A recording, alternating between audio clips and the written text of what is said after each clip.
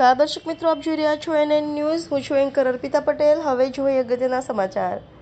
આંતરરાષ્ટ્રીય મહિલા દિવસના ઉપલક્ષ્યમાં નિમાયા વુમન સેન્ટર ફોર હેલ્થ અને ટ્રાફિક પોલીસ દ્વારા કરાયું દોડનું આયોજન। Traffic awareness, woman safety on road અને હેલ્ધી વુમન ફોર સોસાયટીનો સંદેશ।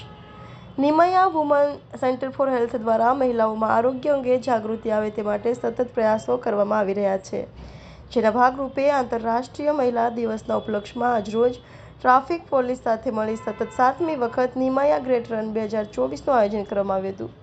Traffic awareness, woman safety on road અને હેલ્ધી વુમન ફોર સોસાયટીનો સંદેશો સાથે આયોજિત આ દોડમાં 2500થી વધુ મહિલાઓએ ભાગ લીધો હતો।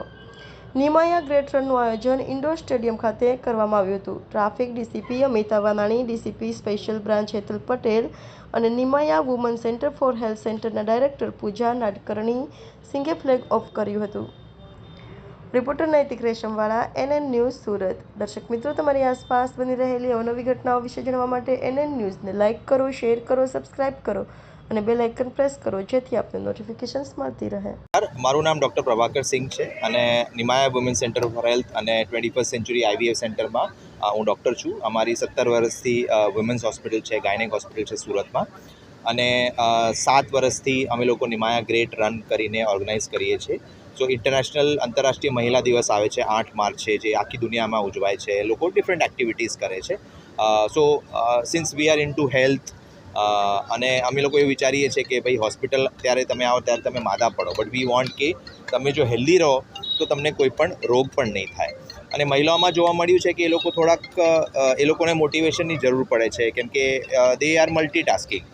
આખા ઘરનું કામ હોય છે, પછી જોબ પર જાય છે, પછી સોશિયલ ફંક્શન્સ હોય છે, તો પોતાની હેલ્થ યુઝ્યુઅલી એ લોકો કોમ્પ્રોમાઇઝ કરે છે અને પોતાની હેલ્થ ઉપર ધ્યાન નથી રાખતા।